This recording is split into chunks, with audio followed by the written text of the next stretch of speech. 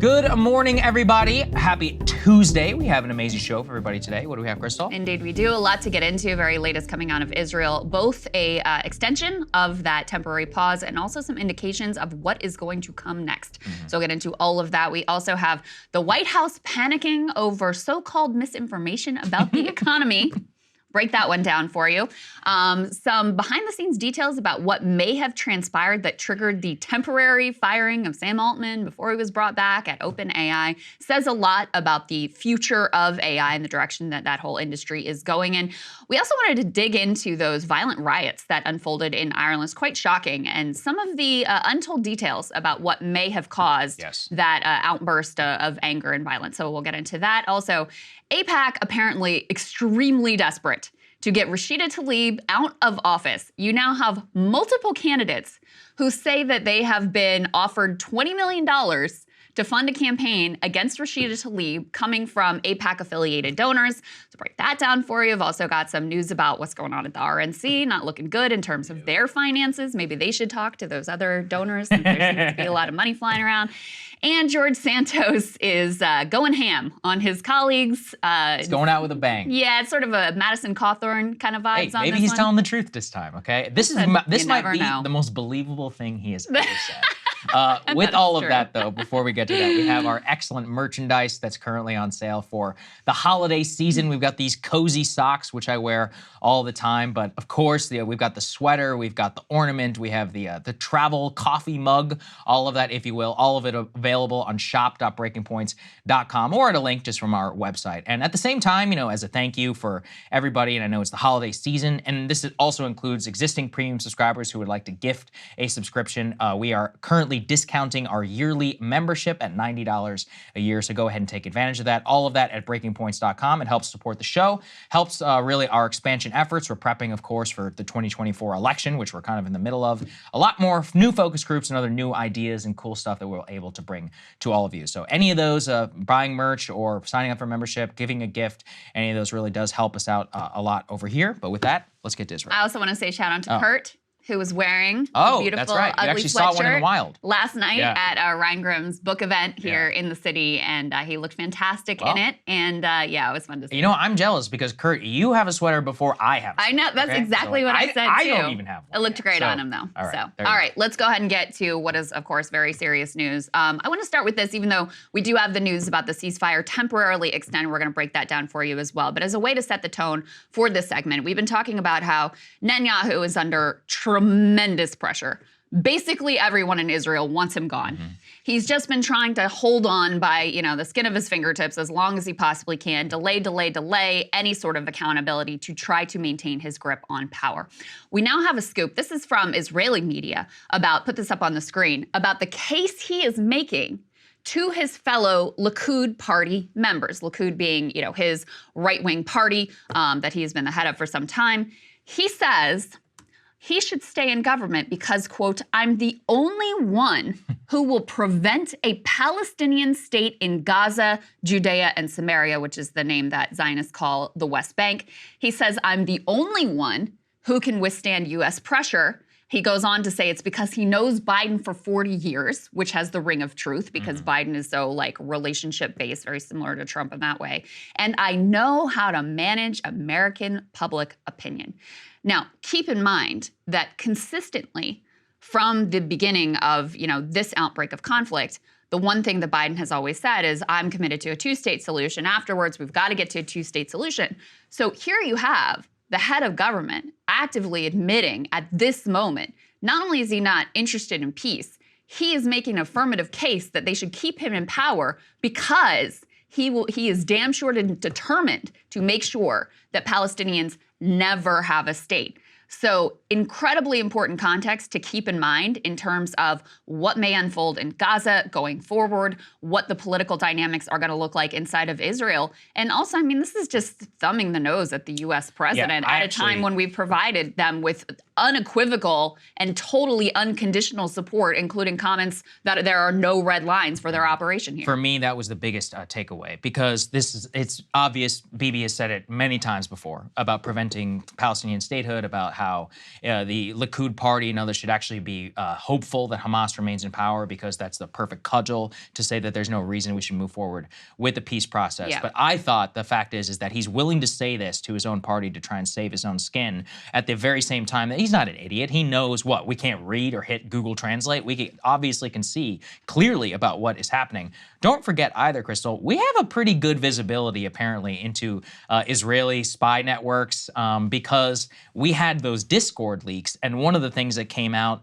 that from those classified files, which we reported on here on the show, was specifically about our visibility into Mossad and their efforts to try and thwart Bibi eventually coming back into power. So at a spy level, I'm almost certainly we're getting updates in the same way that we spied on the Ukrainians about, like, hey, what are they actually saying to each other? And the fact that if it's now spilling out into the Israeli press about what the end state here, it just shows you how the fundamental long-term goal for Bibi Netanyahu and for the United States, and really I think anybody who is legitimately pro-Israel, is just diverging to a point where it has to be untenable. I mean, Bibi should have gone, I think, really the day after October 7th, or at the very least at the beginning of the war, to ensure real, like, coalitional support inside Israeli society, and to give anybody who's pro-Israel in the U.S. the unequivocal support that they would want. But the issue is that while they have that, with the stated goal of U.S. policy going all the way back to Bill Clinton, and honestly even before that, is a two-state solution. It has remained unchanged. Now, actionable-wise, it wasn't a priority under the Trump administration, the Biden administration, or the Bush administration. Let's all be honest. The same with Obama. But it still remains the thing that we're all supposed to be working towards. And if he is directly opposed to the desired end state as articulated by the American president and really by the American Congress, by all of the Western allies who are supportive of him so far, then why is he currently, getting the 100% support from the U.S. Congress and from that administration? So he's putting them in a place where, look, they can beat the drum of, like, we support Israel's right to defend itself. I think that'll last up until the end of the war. But, eventually the bombs will end. Eventually, the military campaign has to come to a close. And at that point, if they're going to, already, while they're, John Kirby has said there are no red lines, Secretary Blinken has been like, there will be no mass expulsion from the Gaza Strip. There will be no, leaving to Egypt and never coming back. There will be no, mass deportation. They are going to remain in Gaza, and there will be a state. Now, we're a long way away from that, but that is the stated goal of U.S. policy. So for me, that's the big story, is that how he's laying it out that his only future is one directly opposed to U.S. policy and, in my opinion, U.S. interest, which it always has been, to have a two-state solution. Well, I would also say it's counter to Israeli interest, given that, this direction of denying any sort of a state and propping up Hamas, has that led to security for the Israeli people? I think that's clearly has not worked in that direction. And, there's a lot to say about this, because you always hear this rhetoric about how there's no partner for peace on the Palestinian side. And of course, that's always been the goal of Netanyahu and people on, on the right wing of Israeli politics, which is the majority of the Israeli public at this point and have, been dominating politics. They always say there's no partner for peace on the Palestinian side. And, that has some legitimacy, even though Hamas, even Hamas, has now at points accepted the 1967 borders. But you can look at this as a terrorist organization, like all of that. That's fair, okay? But this is pretty clear. You don't have a partner for peace on the other side either. And there is such a fantasy version of Israeli politics that gets articulated by American politicians and American press. This is not a surprise. This has been Netanyahu's goal for years and years and years. He's stated it plainly. The continued expansion of settlements in the West Bank. Just ask that settler that Isaac Chotiner interviewed, that we covered here in the show. And she said, yeah, the settlements are because we don't want a Palestinian state. And she goes on to say, it's very simple to understand. It is very simple to understand, because the more you expand those illegal settlements, the more impossible it makes it to ever envision a Palestinian state. The more you build up Hamas and the more you keep the Gaza Strip and the West Bank separate, the more that you make it impossible to have a Palestinian state. That has always been the goal of Netanyahu. That has always been the goal, even more so, of his coalitional partners, who are, in a lot of ways, this is something that Daryl Cooper of Martyr Made says. Yes. The right wing of Israeli politics has always been more honest, honestly, than the left wing or liberal part of Israeli politics. They're very upfront about this as a settler colonial project. Very upfront about, what we ultimately want to see is Gazans expelled from the Strip and a final solution for us to take back all the land. They're quite upfront about their goals. And here in the US, American politicians just put their thumbs in their ears and pretend like they're not hearing it and pretend we still live in this fantasy land of the Oslo Accords and a quote unquote peace process. Yeah, so that's actually, I think the big problem, is most Americans, as usual, have a Disney-fied version of basically anything that goes on abroad. Yeah, if you want to look to what's going on in Israel, maybe you should ask people who live in Israel. If you actually want to go to Israel, you maybe shouldn't go on an AIPAC guided tour or your birthright.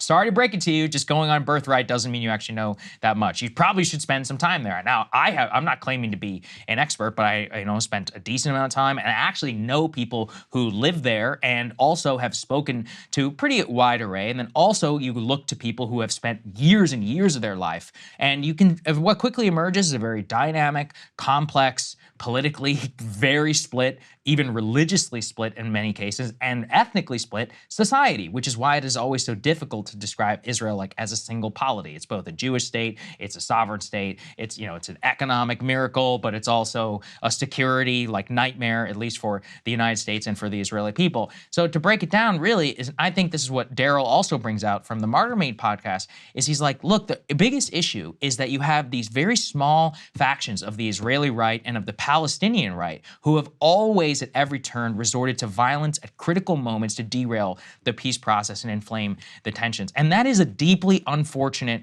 reality. And it reminds you of the power of these single incendiary, even fringe eras of society, which are able to use this violence to then flare things up to a level where they make it politically impossible. You can also read the Hamas attacks in that same vein, which is Hamas and the Palestinians were realizing, and the PA, everybody was open and honest about this, that the Abraham Accords and the normalization of relations between the Gulf Arab states and Israel was an existential threat because it meant that the Arab states would no longer even pretend that Palestinian statehood was a political priority for them. So what did they do? They carried out this heinous political attack. They inflamed the tensions of the Gulf monarchies and of the actual populations, which are way more pro-Palestine. And let's be real, pro-terrorists than the actual Gulf monarchs. And so now the monarchs are stuck in a place where they're like, we can't normalize relations.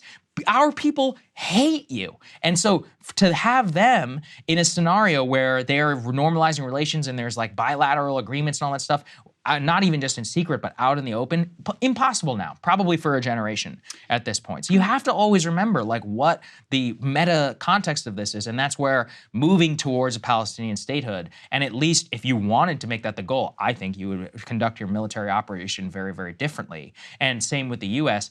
Part of why we are just stuck in such a rock and a hard place between our domestic political support for Israel and the geopolitical reality of what the future on the ground there is going to look like. You can't lock people in a cage for decades and think there's not going to be some sort of response. And there have been attempts at, everybody always said, oh, where's the nonviolent Palestinian resistance? I mean, there have been real attempts at that. The Great March of Return that happened that was met with, sniper fire and people being killed and massacred and their legs shot.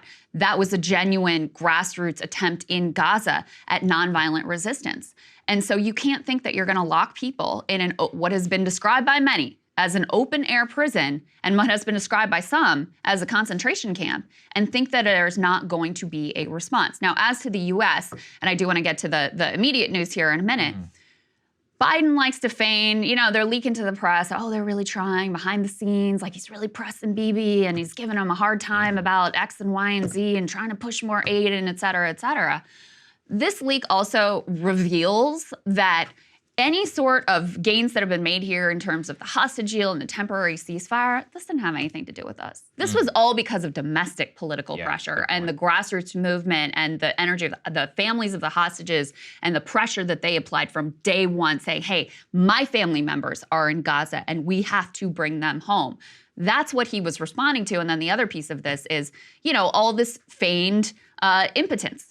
Like, oh, well, we asked him really nicely, like, we're really trying behind the scenes. Yeah, but you're not willing to do the one thing that would matter, which is to say, no, you're not getting our weapons, you're not getting our money. We are going to, you know, we're not going to provide you endless diplomatic cover at the UN unless you conduct this operation in a way that is consistent with trying to achieve Palestinian statehood and with trying to achieve the minimal amount of civilian casualties possible. But, you know, instead, the not just the words, but the deeds have been no red lines and unconditional support. The Intercept had a piece about how we lifted all the restrictions on our weapons stockpile. There's normally a process that involves, you know, real supposed careful determination of what weapons goes to whom, trying to ensure that they're not going to be used against civilians. All of that completely lifted in this conflict. Let me go ahead and get to the very latest in the news. As I mentioned now a couple times, there has been, put this up on the screen, a 2-day extension of the ceasefire as additional hostages are released. Qatar said mediators had secured that deal to prolong the temporary truce by 2 days. The U.S. is welcoming that extension and said it would like to see the pauses extended further beyond the additional 2 days. You guys will probably remember the deal here. It was initially 50 hostages for 150 Palestinians who were being held in Israeli prisons. For every additional 10 hostages that Hamas was able to locate and release, they were going to extend the pause for an additional day. The hostages, they go on to say here, releases have received near wall-to-wall media coverage inside of Israel, while thousands of Palestinians have gathered each evening outside of Ofar prison between Tel Aviv and Jerusalem, letting off firecrackers to celebrate the prisoners' release and bolstering Hamas's political standing. So this is the absolute focus of attention right now in Israel. But again, to this question, I mean, the U.S. is getting a little uncomfortable, you might say, with the level of civilian death and atrocities that have been committed here. And so there's a push for let's extend the ceasefire as long as possible. But the Israelis are very clear that this is not the end of their bombing campaign. Israeli Defense Minister Yoav Gallant, go ahead and put this up on the screen, says that it will be bigger, the fighting when it resumes will be bigger and take place around the Gaza Strip. Quote, the enemy will meet first the bombs of the Air Force and after the shells of the tanks and the artillery and the scoops of the D9 bulldozers and finally gunfire of the infantry troops. We will fight in the entire Strip. So, of course, the initial bombing campaign was throughout the entire Strip, but concentrated on the northern part of Gaza, which has now been effectively completely destroyed and rendered uninhabitable. People were told to flee to the south. They're now being told to move to like what is a very small part of the south for this expansion, planned expansion of the bombing campaign. As they've now said, oh, Hamas leaders have moved to the southern part of the Strip and located in Khan Yunis. So that is the plan for the military campaign going forward. Effectively no end in sight as far as they're concerned. Yeah, that's right. And this just kind of brings us back to what we're talking about in terms of the political realities of the future. If we can put the next part, please, up on the screen. Can the Palestinian Authority really govern Gaza after the war? This was written by Stephen Erlinger. He's a fantastic reporter. I've followed him for many, many years. He's a foreign correspondent, currently working over at the New York Times. But what I think he hits on correctly is that Abbas, the PA, have never had less political legitimacy than at this time. That the goal from 2005 onward to establish the PA as a legitimate governing authority, mostly propped up by the United States and the international community, not really by the actual Palestinian people, and then, you know, docilely accepted-ish by the Israeli government, has actually made it so that the entire generation that's grown up under them feels as if they are not advocating for their interests and are instead either puppets or props of the West and or docile companions of the Israelis, which I can understand. I was going to say, I don't think they just feel that way. I think that is the reality. I'm only describing how they would put it in the kindest possible way. The problem, you know, and this was the dream really of Oslo, to have legitimate political representation, and then the falling apart of that dream, 2005 really onward, has made it so that the U.S. dream of simply installing some sort of PA government over the Gaza Strip really bears any question of whether the population would accept it, because many of the Gazans who now have been through this horrific ordeal, and while they may not support Hamas, and in fact, there's a lot of indication about Hamas support and all of that it's not nearly as ironclad as everybody says. Everyone's like, oh, well, they voted him in 17 years ago. I'm like, yeah, well, it's been 17 years, and they've also been rife with corruption. They've siphoned off aid for themselves. They've enriched themselves to the tunes of millions of dollars and built all of these tunnels. The population, arguably, nobody has suffered more than the actual Gazans who have lived under Hamas rule, many of whom are not fundamentalist Islamic, they're not fundamentalist Muslims either. This is a very, very different population. So put all of that aside. They are, and any sovereign nation wants legitimate political representation. Yeah. And that is just where the big question of what can operationalize the wants and the needs and the desires of these 2.2 million, which is acceptable to them and also acceptable to the international community. And it just does not appear to be what the Palestinian Authority is. And then you run into the same Iraq problem, where any authority which is deemed acceptable to the West and or to Israel is automatically seen as a puppet that will have no actual governance capability. And then people either don't show up to the elections or they support, Islamic terrorism like the Sunnis did in Iraq, and they had no legitimacy in terms of the Iraqi elections. And then the only legitimately elected Iraqi leaders end up being people who are hopelessly corrupt and can only stay in power by giving the finger to America, even though they're the ones who pay all of their bills.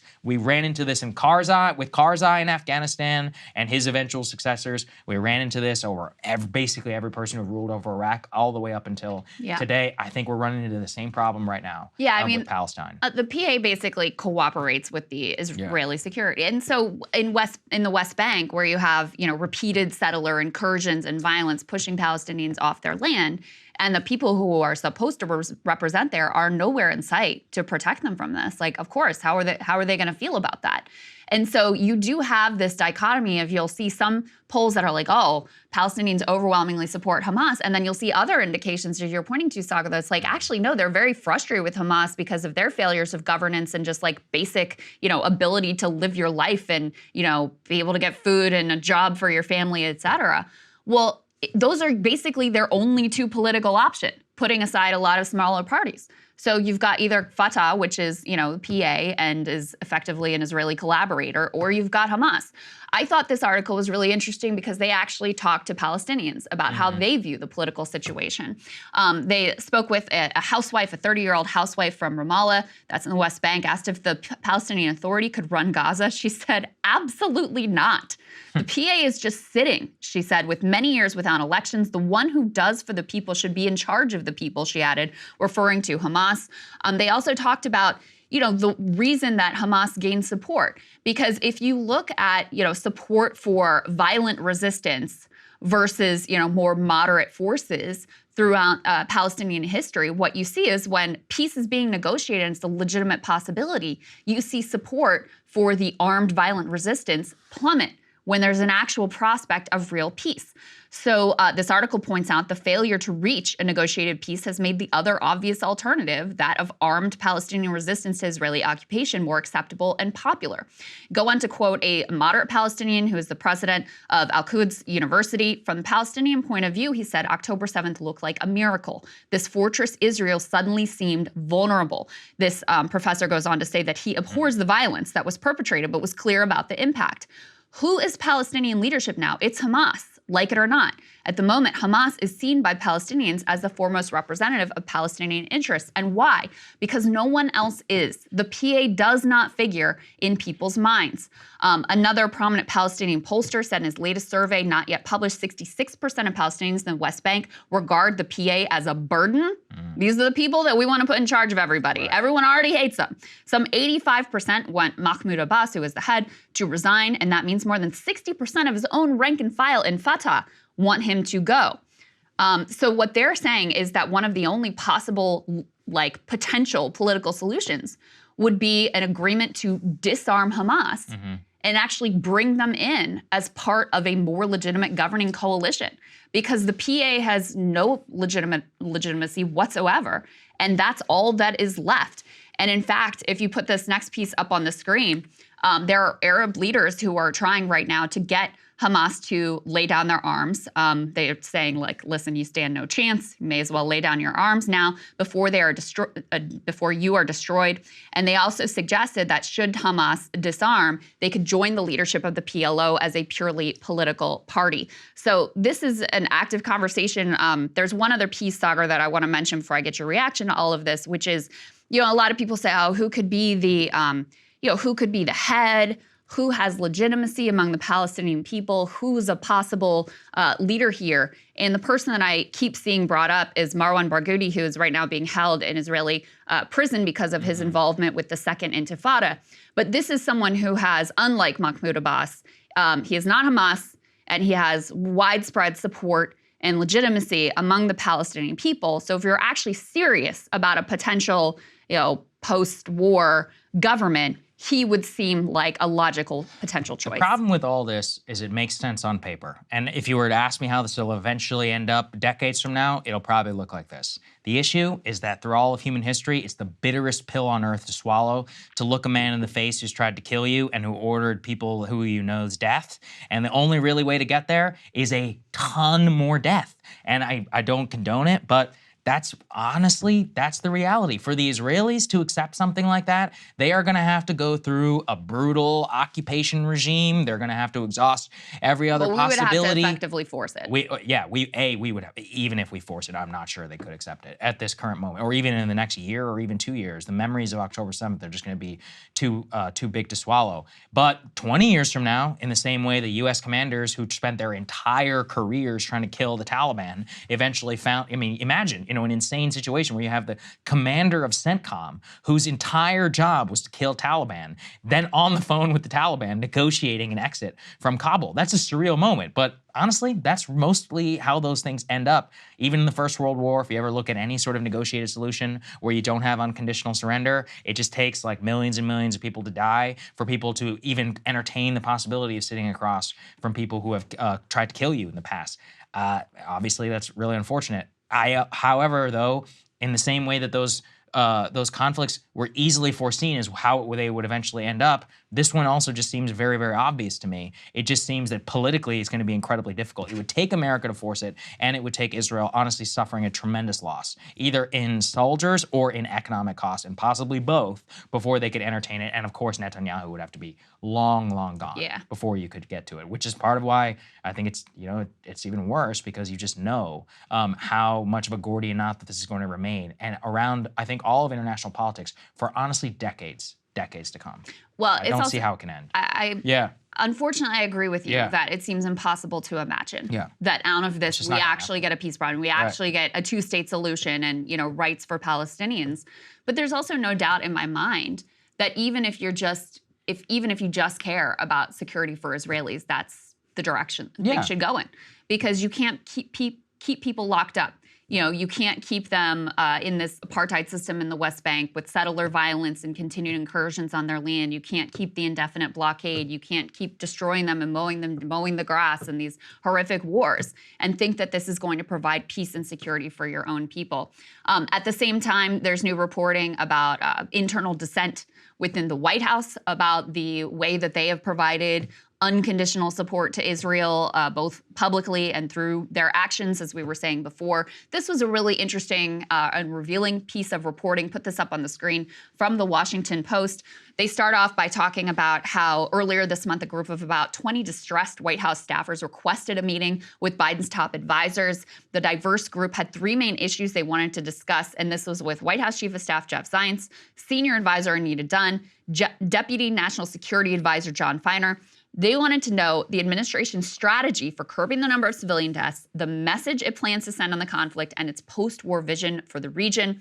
The aides, they say, listened respectfully, but participants felt that they fell back on familiar talking points and basically did nothing to alleviate their concerns in this private meeting. There's some interesting details here about why Biden has gone in the direction that he's gone, and it harkens back to what Bibi was saying about, hey, I've known this guy for 40 years, I can control him, don't worry about it, that's why you gotta keep me in place. Biden went and visited Israel back in 1973 and met with then Prime Minister Golda Meir. And at the time, Israel was a very different state politically. It was basically left-leaning. It was, much less of a sort of military behemoth than it is now. Now it is this incredibly right-wing state with the occupation more vicious and brutal than it's ever been. But he still has this nostalgic view of his trip there and meeting with Golda Meir. So that's part of, it's classic Biden, yes. right? That's part of why. I'm laughing, but it's not funny. Yeah, right. Yeah. He has not updated his view since 1973, is basically the view that you come away with. Biden aides are admitting that this is kind of a disaster. The division inside the White House is to some degree between Biden's senior longtime aides, they say, and an array of younger staffers of diverse backgrounds. But even top advisors say they recognize the conflict has hurt America's global standing. Quote, "We are taking on a lot of water on Israel's behalf." So even the people who are most inclined to back Biden's support of this war on Gaza, even they know this has been really bad for us. And there's one other piece here that I wanted to lay out that got a lot of attention. You guys might remember Biden called into question the death counts coming out of Gaza and, really trying to undermine the idea that there's been just mass civilian death in this indiscriminate bombing campaign, including 70% women and children who've been killed here. Apparently, he has, they say at times, wrestled with his own emotions regarding the war. On October 25th, he voiced skepticism about that Gaza death toll. He says, "I have no notion about that the Palestinians are telling the truth about how many people are killed." The very next day, Biden met with 5 prominent Muslim Americans who protested what they saw as his insensitivity to the civilians who were dying. All spoke of people they knew who had been affected by the suffering in Gaza, including a woman who had lost 100 members of her family. And he appeared to be affected by their account. He said, "I'm sorry. I'm disappointed in myself." He told the group, according to 2 people familiar with the meeting, "I will do better." Meeting was supposed to be 30 minutes, ended up lasting for an hour. So even behind the scenes, even he admitted that he was wrong to call into question the rate of civilian death that is unfolding in Gaza. Well, the thing is instead of trusting the Gaza Health Ministry or any of that, we have just looked to what Israeli sources are saying. And the Israelis are like, yeah, it's between 10 to 20,000. That's what the Israeli military says. Right. So even if you don't believe them, you should believe the others. My thing is I instinctually am going to distrust most of what is put out by either of these parties. But one of the things that reporting-wise was Ryan Grimm just going and checking the names of people who were claimed dead and then going, I think that's actually a journalistic possibility. Right. And the other thing not sure why more people hadn't looked into that. Yeah, absolutely. Yeah. Leave it to Ryan to just be like, let me just actually check. Turns out it was accurate. If anything, it was understating the deaths. And you can also look at past conflicts where the same Gaza Health Ministry run by Hamas was accurate, more or less, in their counts. So, we have history to judge by. So in any case, it shows you that even within the White House, despite their bluster and their continued insistence on staying the course with unconditional support, even the people who most support this direction know that in terms of world standing and in terms of the politics, it's been utter disaster. Yeah. Well, referencing earlier book that I had here and the work of John Mearsheimer, he called all of this a long, long time ago.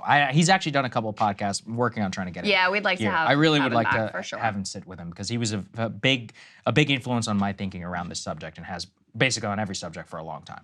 So at the same time, we wanted to give you an update out of Vermont. You may have been following the story already. Put this up on the screen. A suspect has been arrested in the shooting of 3 men of Palestinian descent. This occurred near the University of Vermont. That suspect has already now pled not guilty to the shooting. 2 of the victims here are in stable condition. The 3rd is being treated for more serious injuries. The suspect who was arrested is named Jason Eaton. He is 48 years old, made his initial court appearance. This is now being investigated as a hate crime. The FBI and the Bureau of Alcohol, Tobacco, Firearms, and Explosives are assisting Vermont authorities in that investigation. And basically what happened here is these 3 men who are from Palestine, from the West Bank, they were actually out walking in Burlington. They were going to one of their grandmother's house for Thanksgiving dinner. They'd gone bowling. They were just coming back. 2 of them were wearing the keffiyeh scarves, which are synonymous with Palestine and with the Palestinian liberation struggle as well. So they were easily identifiable as Palestinian or Arab. They were speaking, they said, a mix of sort of Arab and English.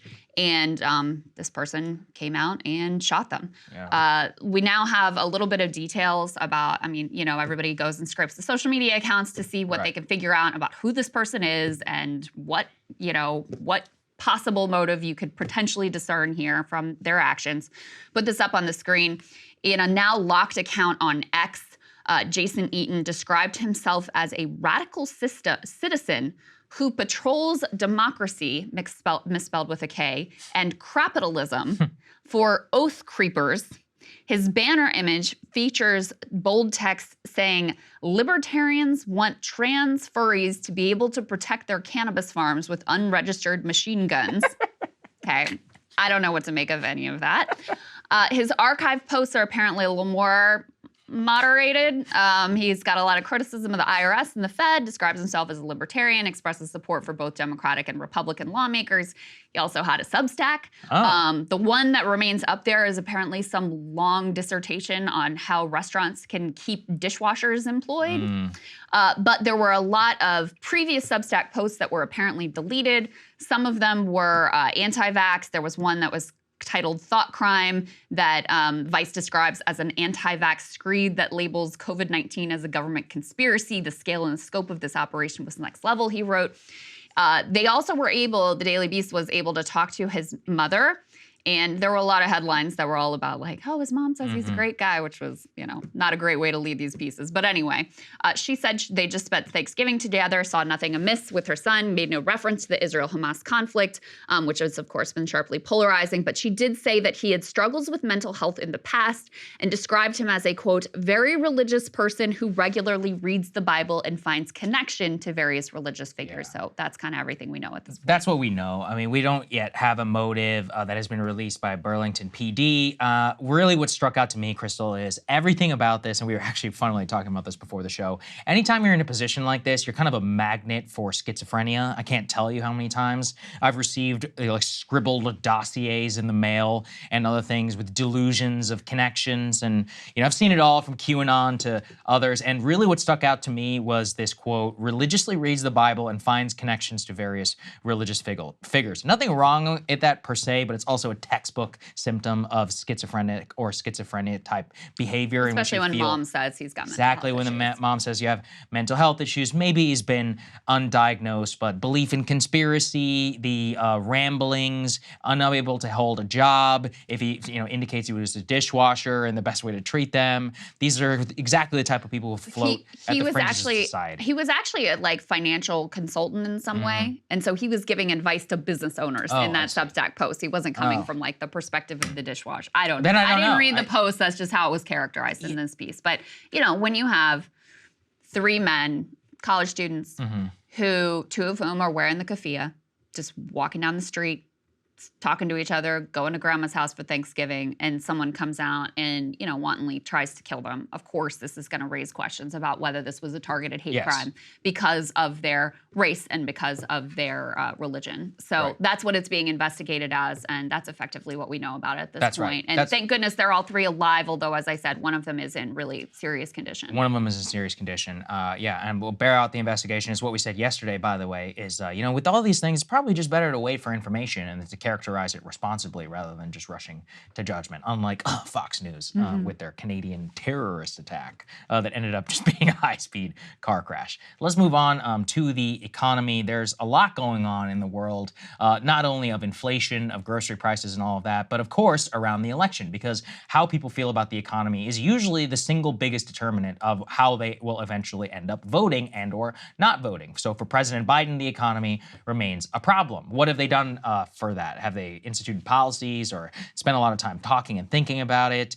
No. Instead, there is a new, it seems, effort. Let's put this up there on the screen. Actually reported by our friend Jeff Stein, where in response to a viral $16 McDonald's meal that is explaining voter anger at Biden, they say a White House official says the administration is now working with TikTok creators to tell positive stories of Biden's economic stewardship while while also working with the social media platforms to, quote, counter misinformation. And so anytime we see government working with social media platforms to counter misinformation, we of course have to ask, what is misinformation? And it brings me back to Ken Klippenstein's report about the Department of Misinformation within the DHS, where they would try and label in the same bucket of misinformation stuff about COVID having microchips with criticism of the Afghan withdrawal. And you're like, well, hold on a second here. One of those may be misinformation. The other one is a legitimate political critique.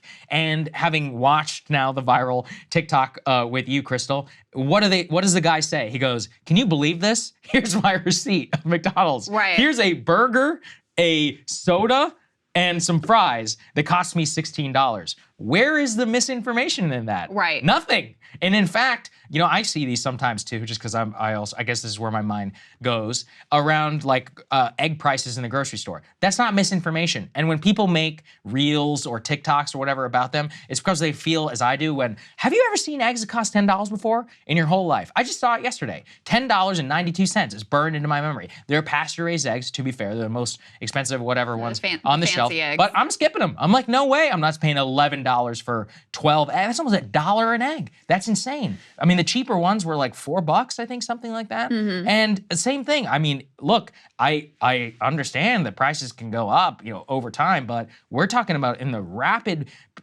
period of 3 years, you saw year-over-year inflation come to like 40, 50, 60% in the case of some goods, especially whenever it comes to staples like beef, especially like beef, eggs, and then many other animal-based products, which for a variety of supply-based constraint reasons and inflation and all of that have just gone way up, combined with restaurant bills, which have skyrocketed from both the input costs going up and labor. So the point of all of this is to say, it's not misinformation, it's a real concern. And actually, just to show you what I guess they're trying to push back against, there was a TikTok that went very viral of a nurse who's living in Pennsylvania who described, I think, of what a lot of Americans are feeling currently at this moment, which is why it touched a lot of people. Here's what she had to say. I feel like my husband and I are doing everything right. We both have good jobs. I'm a nurse. I'm a registered nurse. I work full-time. He works full-time.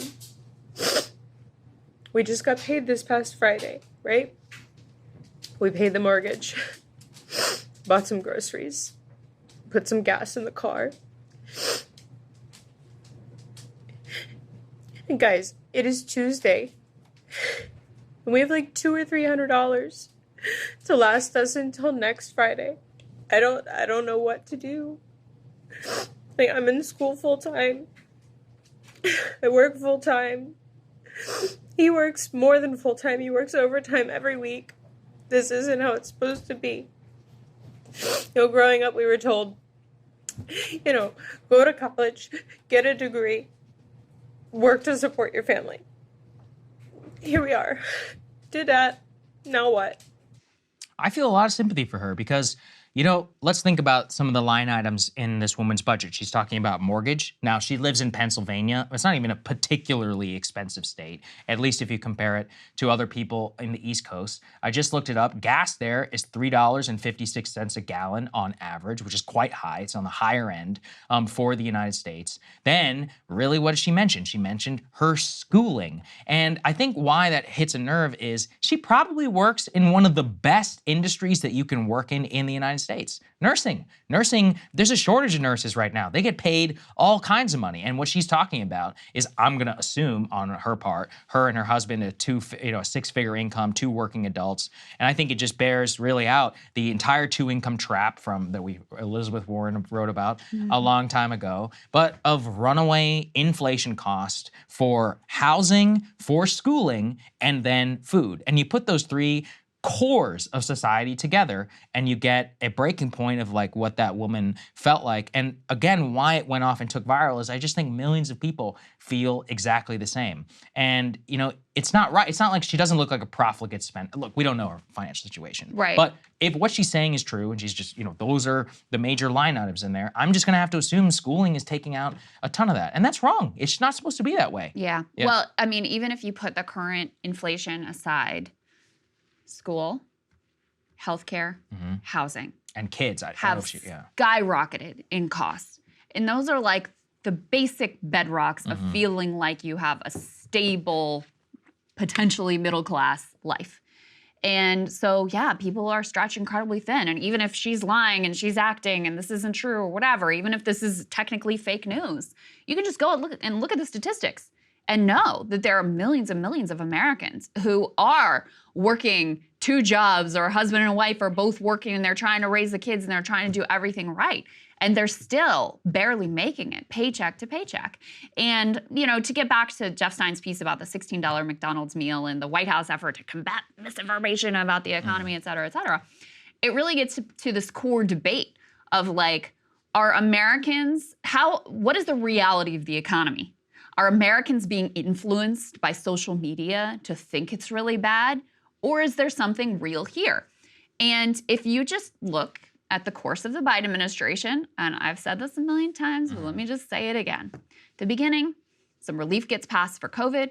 If you look at the statistics in terms of during the COVID period, when you had this much larger social safety net that was erected, and you had child tax credits going out, and you had direct checks going out, and you had beefed up unemployment insurance, et cetera, guess what? Those things really helped people.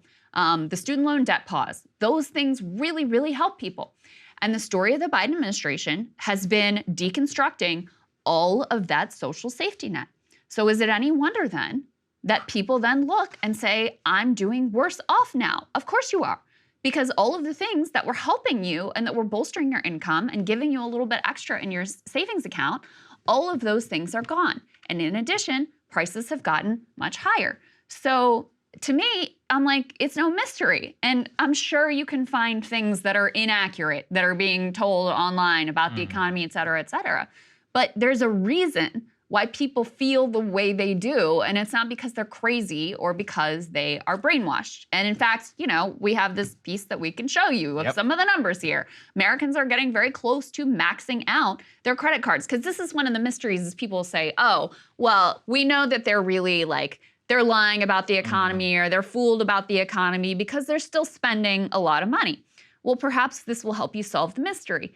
They're racking up a lot of debt to continue to spend that money. American borrowers are getting closer to maxing out. This is per the Wall Street Journal.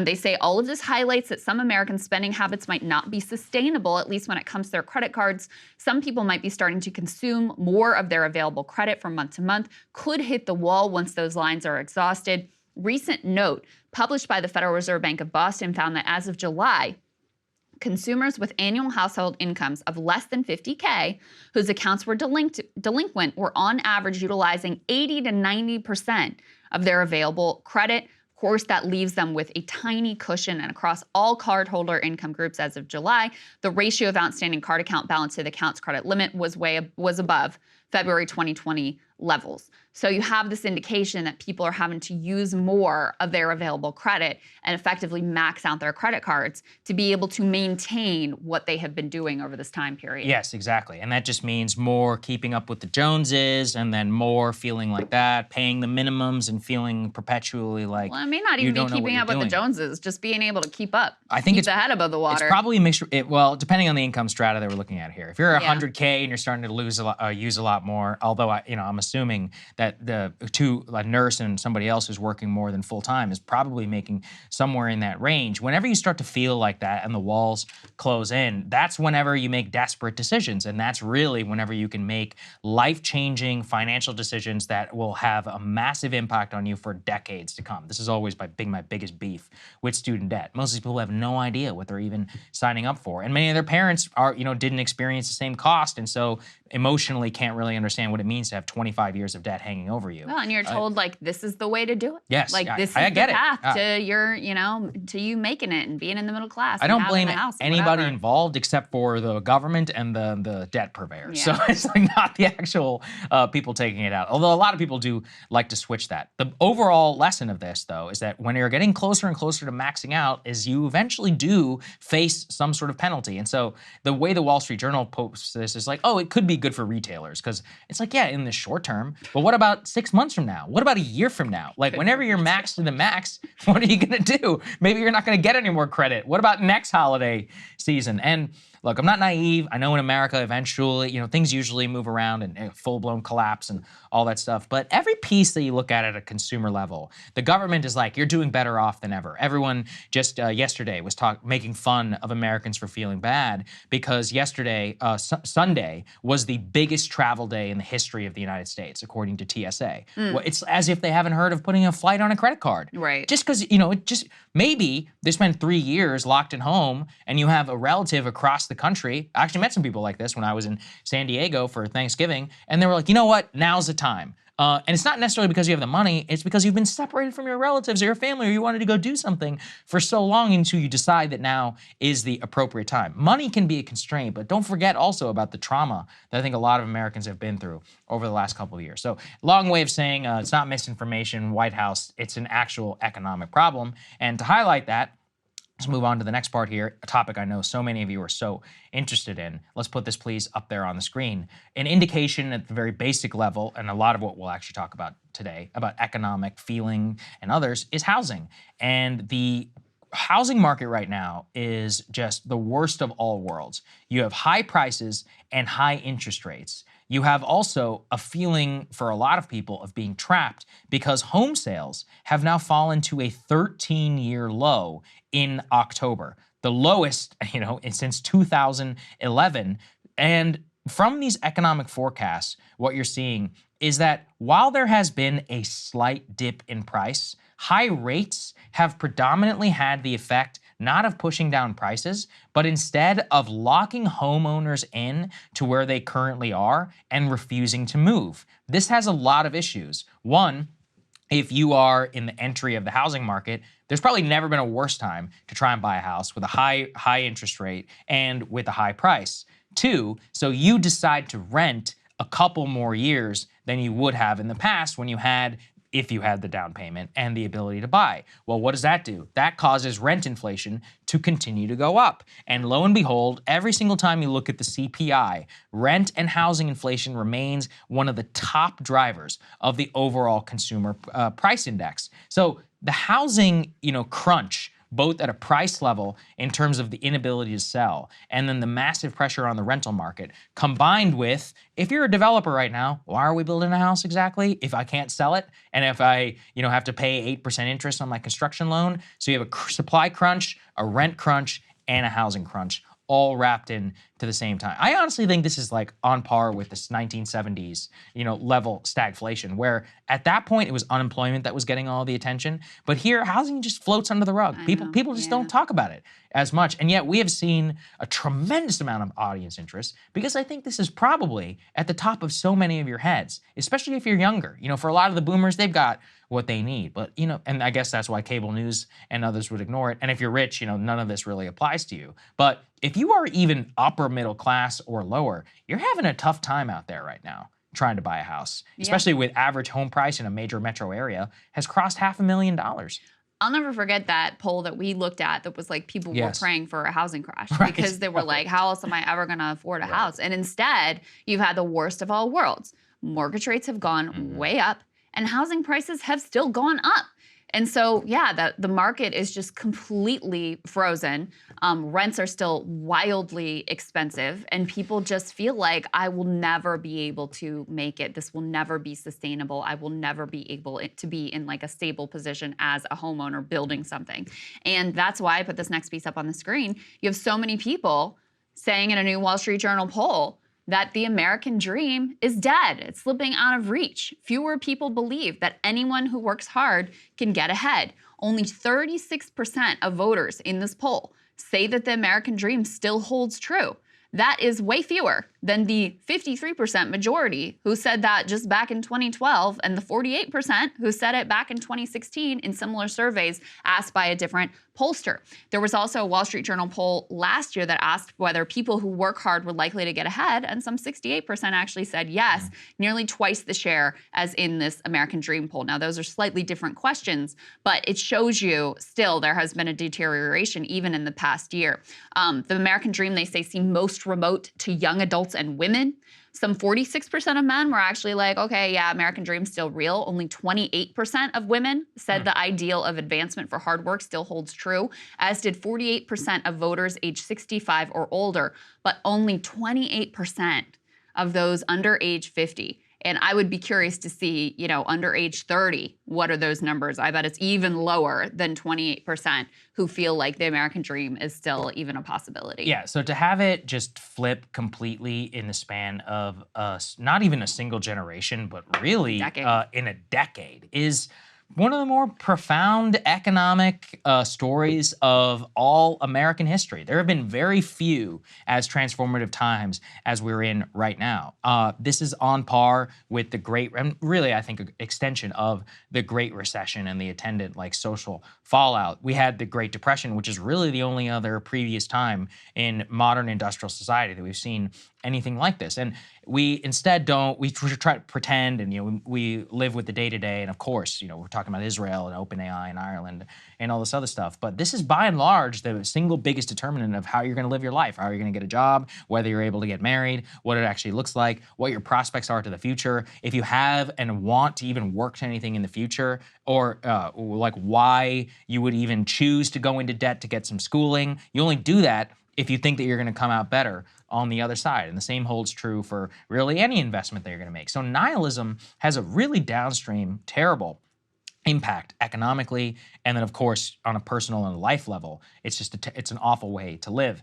And the way that that comes out in politics is the primal screams. You have Trump, you have Bernie, you have all these like flash in the pan moments. The establishment panics, it tries to co-opt and all of that. But I think at this point, they have failed so dramatically to grapple all the way from 2001 onward that they don't deserve a single ounce of trust anymore. And it's really a generational gap between people who are our age, Crystal, and the people who are 25, 30 years older, who can remember the 1990s, who were adults at that time, and who were living large. Whereas for the rest of us, that's a distant memory. It's like something that existed in the past. I've been rewatching Friends recently. It is an amazing, it's like a time capsule. And I think one of the reasons why people love the show so much is, man, what an awesome time. 1998, they had cell phones, the stock market was going like 20, they know 9/11, and just like the carefree like nature in which you could just watch six people screw off at a coffee shop. It really does show you what America was like at that time, as opposed to what's popular now for most people. I mean, it wasn't exactly an accurate depiction. Why did it hit? Why did it hit to the core? Well, and not only did the zeitgeist then, but it still the nostalgia hit. Now. Yes, my 15-year-old watched the whole thing and was obsessed with it and whatever. Right. You know, on the American Dream piece, there's a great book that I've mentioned on the show before, and we've actually had the author, Justin Guest, on the show as well, called The New Minority. And it's a look at the white working class. And part of one of the sections, it's actually a comparison of the white working class in the U.S., in Youngstown, Ohio, and the white working class in a like working class suburb of London. And they actually found that in some ways the belief in the American Dream was kind of insidious. And the reason why is because if you have this pervading mythology of like, if you work hard, you can make it, and it's all about you, right? Your individual work ethic and agency and all of that, then it leads people to blame themselves when, like that nurse that we played earlier, when they're going through it and they're struggling. And I mean, she says something, she's like, I did everything right. Like, I did everything right. And there's all this shame wrapped up in it. And what he found through, you know, like a statistical analysis is that belief, that persistent belief in the American Dream actually undercut activism because it led people more to look inward and be like, I must be doing something wrong. I must be a failure. And anyone can look at their life and find like, oh, I shouldn't have bought that, or I shouldn't have made that decision, or maybe I'm doing this wrong, or maybe I'm doing that wrong. Everybody can do that, right? but it led them to focus inward rather than engaging in collective action to actually change government policy, which I thought was a really interesting insight. So with regard to the American Dream, something I've been thinking about, we've actually had the author of this book, The New Minority, on this show, which looks at the white working class. And he did an analysis comparing the white working class in Youngstown and the white working class in a suburb of London. And one thing that he found is that the idea of the American Dream is actually, in a sense, kind of insidious. Because if the idea is, if you work hard, you can make it, then if you don't make it, the natural instinct is to say, well, I must have done something wrong. And so in a sense, Sagar, it sort of short circuits the type of collective action that could push the government to make different policy decisions. So on the one hand, while of course it's bad that people feel like they can't make it and the American dream is dead, I'm actually for establishing some new mythology that's not all about like, if you don't make it, it's your fault. You should feel shame. You should feel horrible. You should examine everywhere that you went wrong in your life. And instead looks at not only personal agency, we can still hold open some piece of personal agency, but also looks at the manifest ways that elites and our government have completely failed the American people over decades. Yeah, I think the story of the U.S., just to tie a bow on it, is a battle between rugged individualism and then labor capitalism. And so the transition of the expansion west, and it's like the California gold rush. You can go out there, you can make it on your own. Oops, a bunch of people go bust, and then we have like financialization, and we have mass industrialization, and you have, if anybody ever watched the TV show, one of my favorite shows, The Gilded Age, the current season is actually really working through some of this, where you have these titans of like robber baron type capitalism, but you also have union officials that are emerging in a movement at the same time. And there's a scene where one of the guys tries to buy one of the union leaders off, and he's like, "You don't really get what's going on here, do you?" And whenever he goes back, and then that struggle is really the story of the modern industrial economy. It played out here,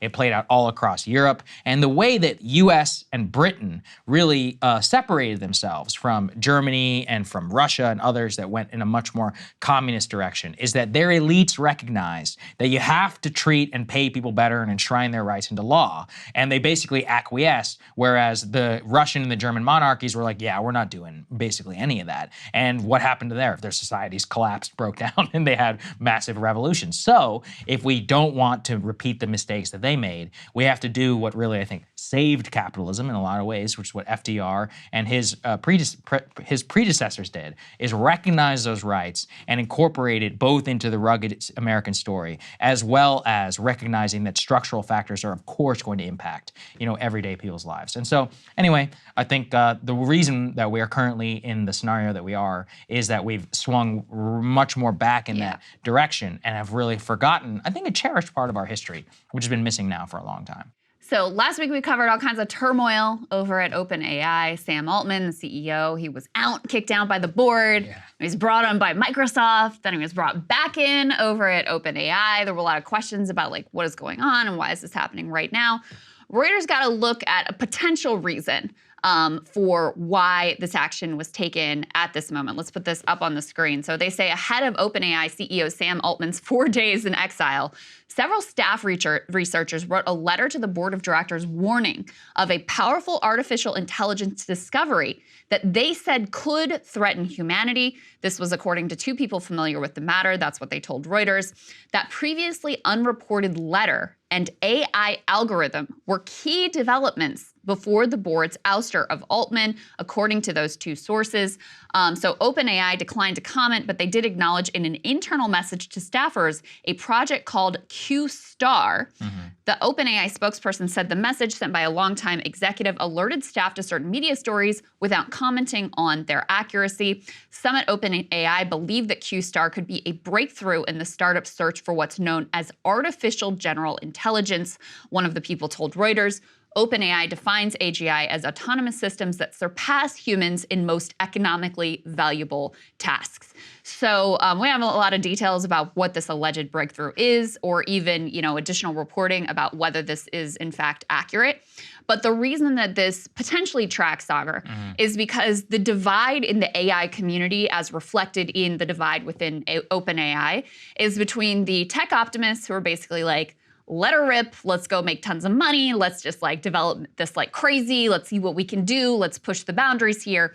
And more of the, it's actually a lot of like effective altruists, but that side of the tech community that is very worried about the risks of AI development, what it could mean for humanity, what it could mean for jobs, what it could mean for, potential dangers for the future.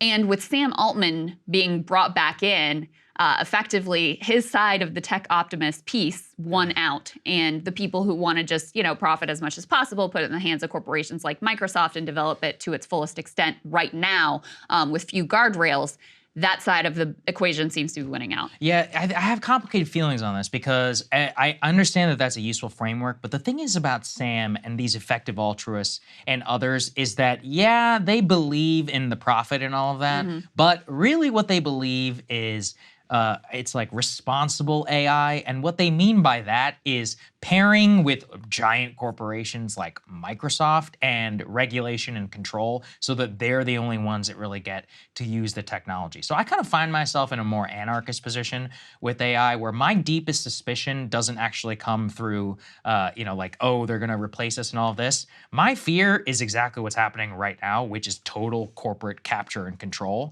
where effectively we're watching Microsoft develop the world's greatest office enterprise technology and all of the money being funneled into how to make Word, Excel, and Skype calls and Teams more efficient, which is, in my opinion, the worst use of research dollars and other things, as opposed to actually helping people. And so watching really what it is the titans of Google and Facebook and Microsoft now basically capture the entire stream of AI development and others makes me more worried about the future than any sort of AI breakthrough that's going to, replace all of our jobs and other this. So some of this was, captured in the CNBC interview where they talk here about how Microsoft, Satya Nadella, really is the true winner. Here's what they had to say. The golden child, Altman, is ultimately really in Microsoft's hands. And I think the way they played this was a poker move for the ages for Nadella. And I think as it plays out, you had little kids playing checkers at the kids' table in terms of the OpenAI board, and then the chess master came in here. And I think right now it's Microsoft just that much more of a flex the muscles on AI. What you want to see from Jassy and AWS, okay, what are you bringing? Show us the technology. How could I have confidence from a share perspective that you're not going to be potentially the third player behind Microsoft, behind Google? This is an arms race playing out. And right now, Microsoft, and they're popping champagne in Redmond because of the way Nadella played this out. Capped profit structure that Sam instituted in 2019.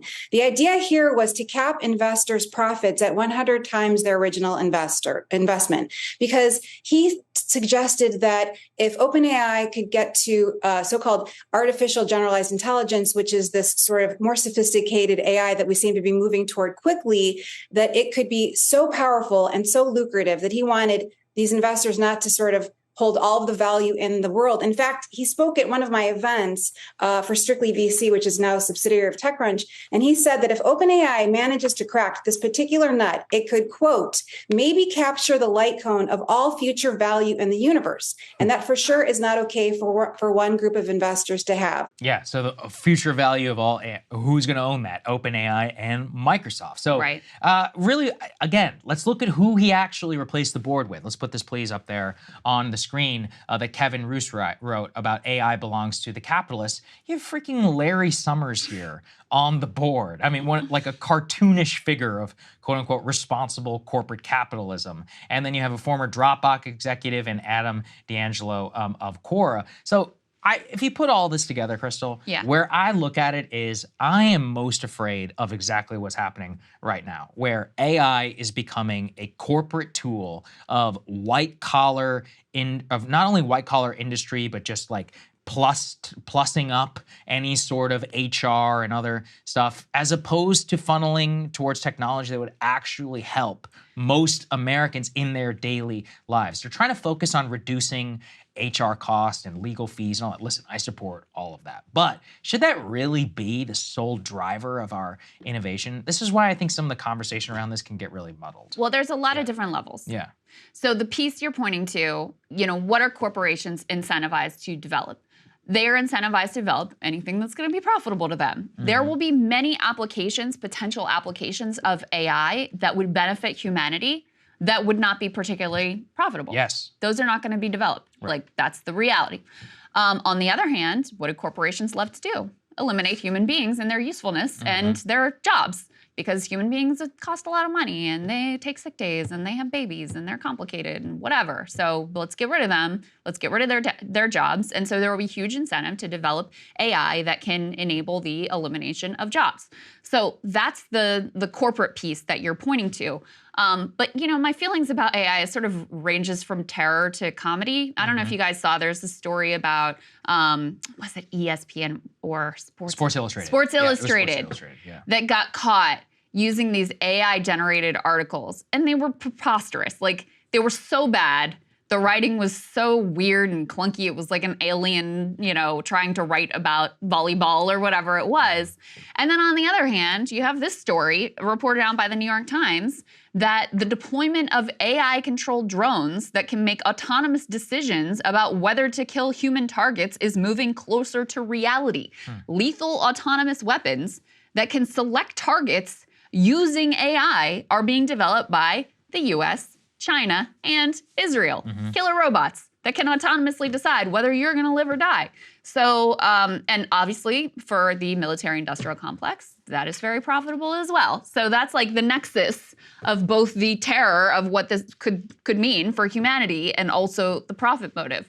So that's why it's troubling that the people, it's not just who was put on the board, the people who were taken off the board were the people who were like, the more of the academics, the technologists who were concerned with some of the direction, both in terms of the corporate capture and also in terms of what this could mean for jobs and what this could mean for the future of humanity. Those people are taken out, and frickin' Larry Summers brought in. Yeah, I know. The Summers piece is particularly offensive to me.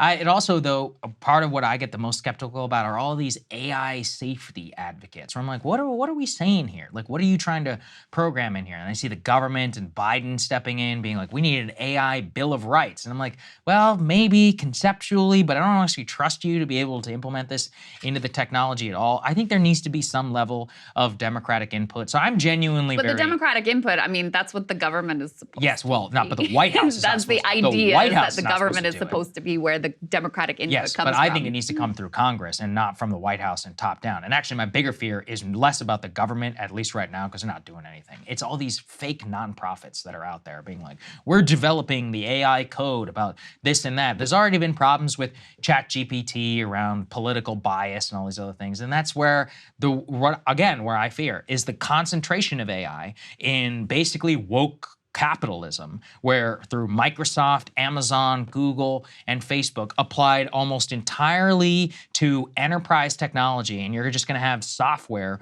rule your drone cubicle life if you happen to even make the cut for afterwards. And I genuinely think that is what the future of this is going to look like, as opposed to all of our daily lives changing. I just think white-collar work is the only thing which will marginally change, but in my opinion, probably in a worse direction where things are more automated.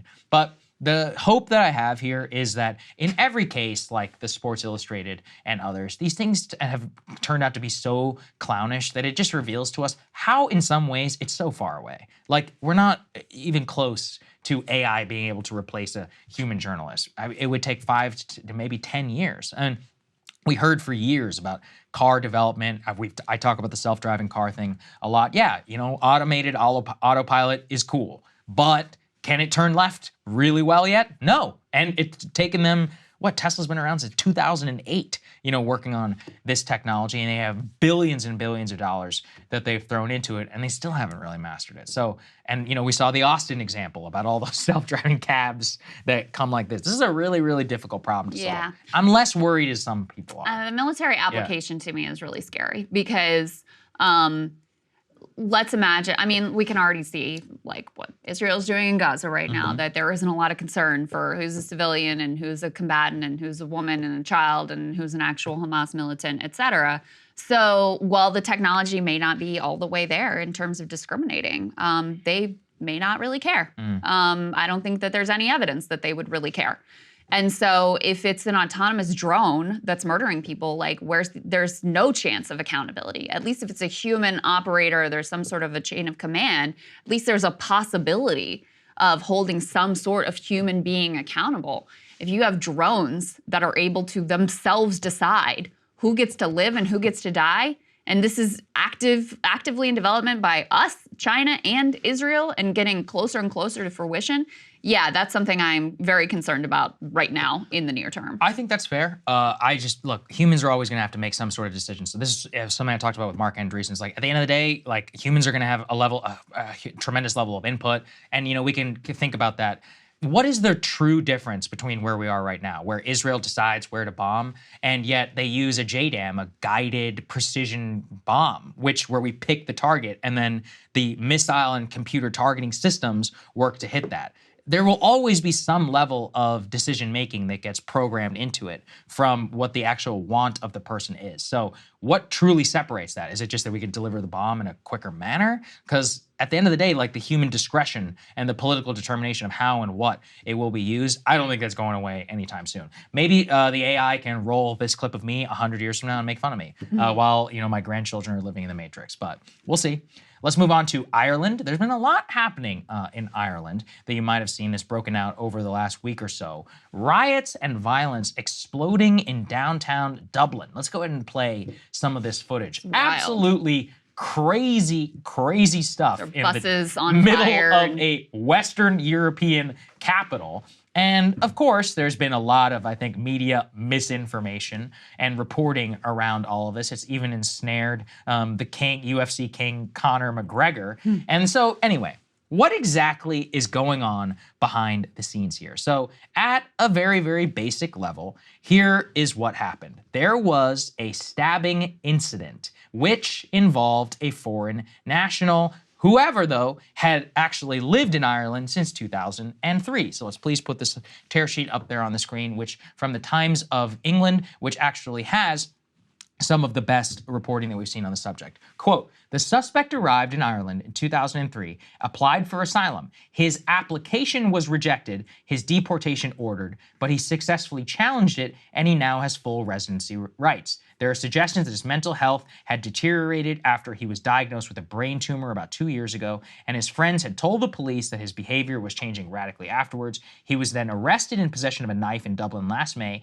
and appeared before the district court in June. The outcome is unclear. He went on to stab multiple small children in Ireland. The riots essentially then were set off with anti-immigrant sentiment. However, Crystal and I, we were talking about this, and I think they have really mischaracterized a lot of what is happening here. Yes, a lot of this is downstream of immigration, but Ireland is facing a very, very serious housing crisis right now, which has a huge part to do not only with Islamic refugees, but also a lot of Ukrainians. So let's please put this up there, and I'm also going to read some statistics.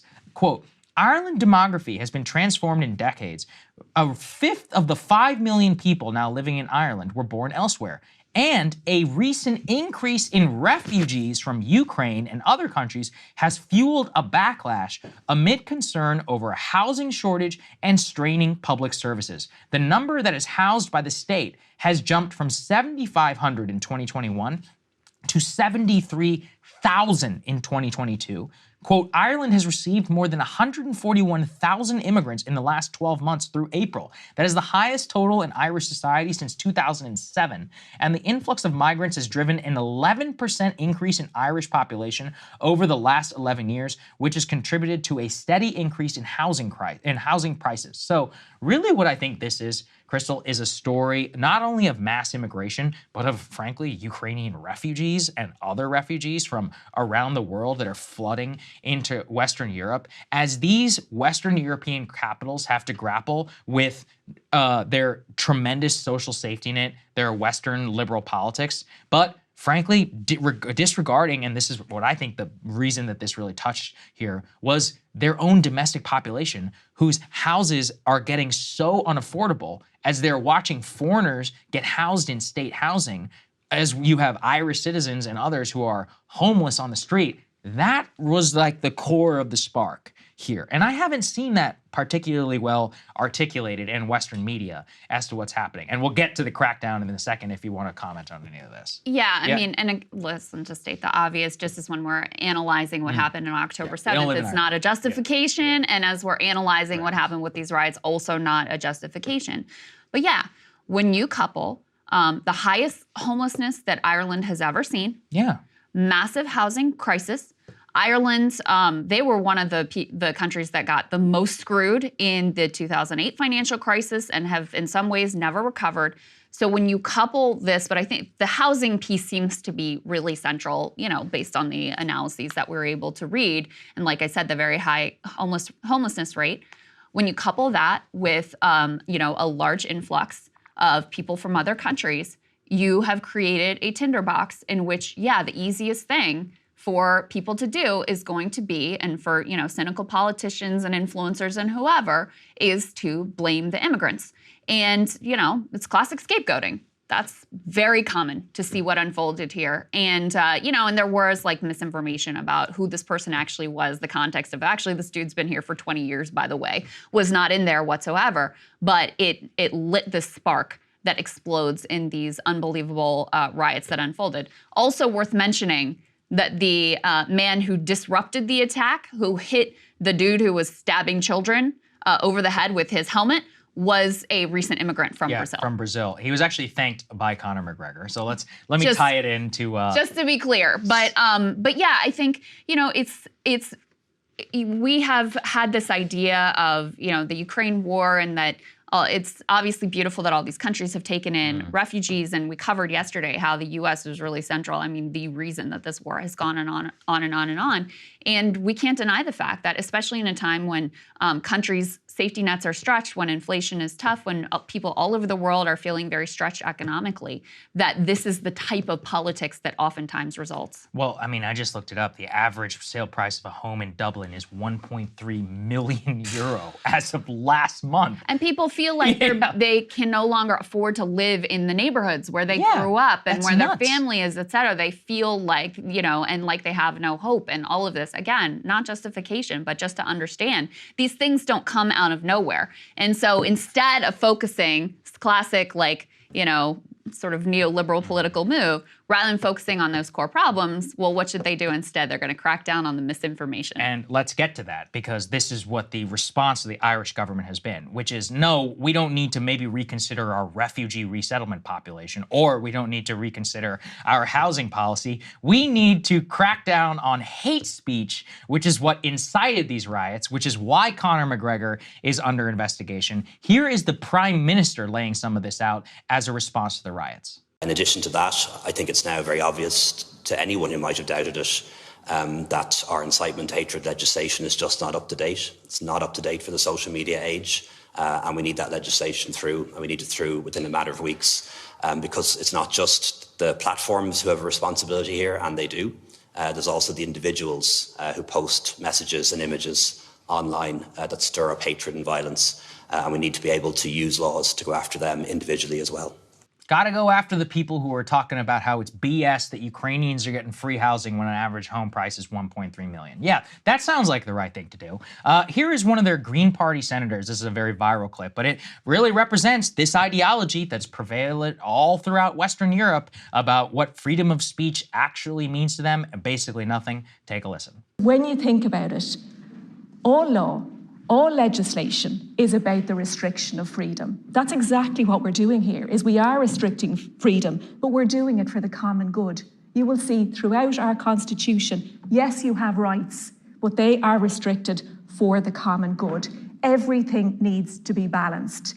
And if your views on other people's identities go to make their lives unsafe, insecure, and cause them such deep discomfort that they cannot live in peace, then I believe that it is our job as legislators to restrict those freedoms for the common good. There you go. Safetyism in a nutshell. Sounds like a bunch of conservatives right now talking about anti-Semitism on college campuses. Had to slip that in there, huh? No, I mean, you're not wrong. It's true. It's true. And here's the thing. This is leading to now Conor McGregor's investigation for this following tweet. Let's put this up there on the screen. I'm going to read it to you directly. He says, innocent children ruthlessly stabbed today by a mentally deranged non-national Dublin in Ireland today. Our chief of police had this to say on the riots of the aftermath. Not good enough. There is grave danger among us in Ireland that should never be here in the first place. There has been zero action done to support the public in any way, shape, or form with this frightening fact. Not good enough. Make change or make way. Ireland for the victory. God bless those attacked today. We pray. That's what he said.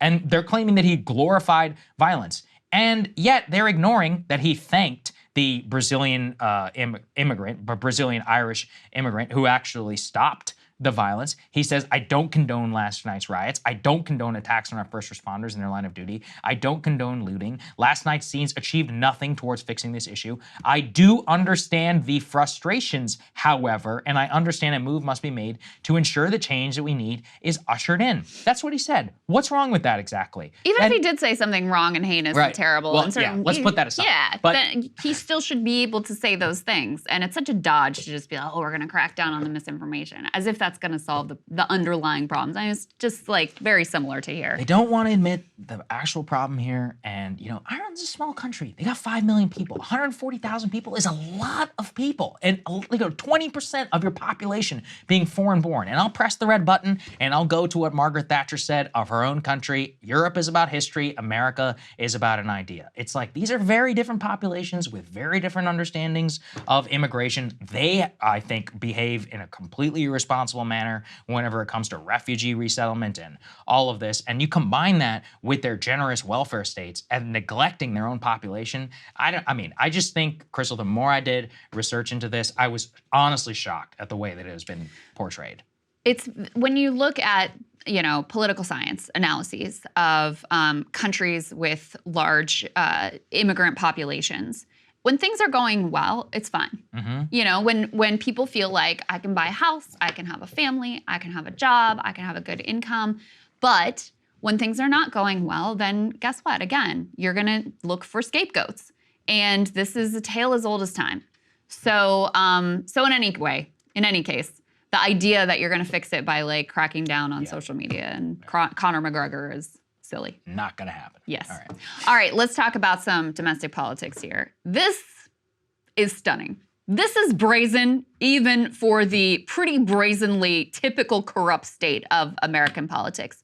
You now have 2 candidates who are right now in the Democratic primary for Senate in Michigan who have been offered separately $20 million by a donor to drop out and primary Rashida Tlaib, who of course has come under incredible fire for her public stance in favor of Palestinians and Palestinian humanity and calling for a ceasefire. Let's take a listen to, we actually talked to this candidate, Nasser, on this show recently about how he was approached and offered $20 million to drop out and primary Rashida Tlaib. Take a listen. I was offered $20 million to withdraw from the senatorial race and run against my friend Rashida Tlaib. The pro-Israel lobby will go to any length to remove anybody from the U.S. Congress that has any opposition to their agenda and their total, unequivocal support for Israel, good, bad, or indifferent. We need to make sure that money is not the main catalyst to get people elected, because the pro-Israel lobby is only tool, and what they use to threaten politicians is the amount of money they're going to spend against them or for them. America, let's come together and elect people who truly represent our values. So the other candidate was a gentleman named Hill Harper. Put this up on the screen. Another Senate candidate in Michigan who Politico originally got this report that he was offered $20 million to drop out and run against Rashida Tlaib. He confirmed the story. He says, I didn't intend for a private phone call to turn public, but now that it has, here's the truth. One of AIPAC's biggest donors offered $20 million if I dropped down the U.S. Senate race to run against Rashida Tlaib. I said, no, I won't be bossed, bullied, or bought. One of the crazy things here, too, by the way, and AIPAC denies, I should add, he says the group was absolutely not involved in any way in this matter. Our records indicate this individual has not contributed to AIPAC in over a decade. So that's their side of the story. But one of the really crazy things about this, Sagar, is that both Hill Harper and Nasser Beydoun, they both are like calling for a ceasefire and standing up for Palestinian civilians being killed right now. And I think the idea is just, you know, they know with Rashida Tlaib that she is a tireless advocate. They know she's outspoken. They know she's been a leader in this moment of calling for a ceasefire. I mean, she's Palestinian American here. And so they sort of feel like, we don't care who it is, we'll take anyone other than Rashida Tlaib because of her dedicated commitment on the issue. Yeah, I mean, I think that this is really just a matter of we do it because we can. And it's one of those where they want to take her out just to show that it is possible. It's like to teach a lesson. Warning shot, yeah. Absolutely. Across the, listen, I don't like Rashida Tlaib. I think she's actually incredibly, I think she's done a disservice to her own Palestinian cause. But we could talk about that in a different way. Wildly disagree with that. Well, I mean, she's just conducted herself in a ridiculous manner. And she's honestly just fulfilled, like, in my opinion, the worst characteristics of totally being unable to. No, that is not true. I mean she's condemned. She's condemned the Hamas atrocities. That's not what we're talking about. She's been standing up for ceasefire and Palestinian civilians. I think she's been incredibly courageous to correct the record on the hospital attack just fulfilled the wildest dreams. Still in dispute, by the way. The UN, Human Rights Watch came out yesterday and claimed that. They bombed like every friggin' hospital in Gaza. I am only going to say that she did herself no favors by doing that and by putting herself out there and, in my opinion, fulfilling the worst dreams of her critics. If you're a politician, you should know whenever you're going up against the wildest lobby in all of American politics, you should probably not just hand them on a silver platter. But look, that's her life. She can do what she wants. I'm saying I don't like her. I don't think she's done herself any real service for the pro-Palestinian cause. But I don't support primarying her or getting her taken out by a major lobby for a foreign government. To me, I find that particularly offensive. So anyway, I'm looking at this and AIPAC and all their influence, and it's just shocking to me, with the John Fetterman case as well, to watch how they have co-opted so many of these Democratic politicians in recent times, even people who had expressed differing views whenever they would come over the top and help them in some of their primary processes. So Ryan's done a lot of great work on this. I know we've covered it here on the show as well. The Democratic majority for Israel, for example, coming in. I mean, didn't they think they work against Nina Turner? If I remember. So Ryan has all these details in his new book, The Squad, which I recommend. And it's actually incredible how much reporting he has on AIPAC, Democratic majority for Israel and other sort of allied groups. And he said when he was writing the book, he was like, am I crazy for including so much of this? But it ended up being so central to shaping the Democratic caucus and trying to mold uniform views on Israel and Palestine. And so he has the behind-the-scenes story of Fetterman, who sees all this money coming in to crush Nina Turner. The first expenditures were actually against Bernie in Iowa, coming in against Summer Lee, who's able barely to survive the onslaught. He sees all this coming in, and he just goes to him and is like, tell me what I should say. And they had drafted a position paper. And they sent it in to Democratic majority for Israel and were like, how's this? And they're like, oh, we'll make some changes. And they're like, good, done and dusted. Here you go. Crazy. This is what we're gonna stand for now.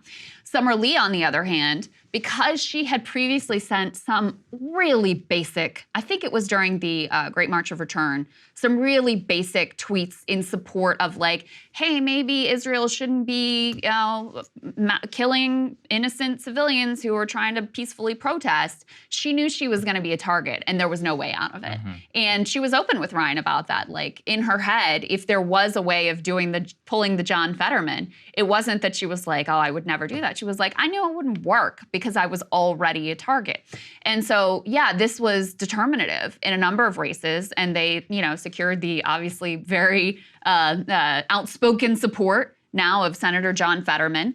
And now they've said that they're going to spend even more money going forward, and we see these incredibly clumsy and naked attempts. And by the way, potentially illegal, because you can't just give a candidate $20 million. And so if it's going to go through a super PAC, you also can't coordinate with them. And then there's a question of whether these are like straw that's donations. Actually a good point. I didn't even think about that. Yeah, so it's also like not really legal to do this. But anyway, it just shows you how disturbed they are that there is any dissent on the issue. And the other thing that comes through in Ryan's book, which is really interesting too, is this is the one time when the squad has actually really stood up to Democratic leadership and President Biden.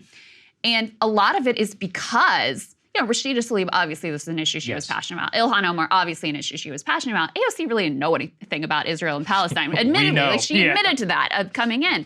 And Summer Lee, same thing. This wasn't like a major focus of her, but because the adversaries were so fierce, it really sort of hardened them in their positions. Because they know they're never going to win them over. So they're like, well, why not just say what I actually think, since there's no way I'm going to keep these people from trying to primary me and destroy my political career. Absolutely. And I think it's a human thing on any level. If someone's going to be like, hey, screw you, you're like, well, hold on a second. I'm maybe going to think a little bit for myself. And if you're going to come out oppositional from the gate, remember that horrible, what was it, the AOC firing line interview? This happened like right after she was elected. She looked like such an idiot. Throughout it. But to underscore your point, we have this tweet from Mark Pocan, the congressman who's from the Progressive Caucus. Let's put it up there. He says, quote, "The truth is that AIPAC is a conservative org raising money from rich Republicans and tries to buy Democratic primaries with it, distorts campaign finance law in the worst way. Their big money influence is toxic to democracy. Forget what they claim. Look at their record. Toxic money." And that's extraordinary coming from a Democratic congressman. I'd be remiss, too, if I didn't mention Thomas Massie, who's been putting them also on blast for running ads against him because he has a consistent policy. He's a libertarian where he says,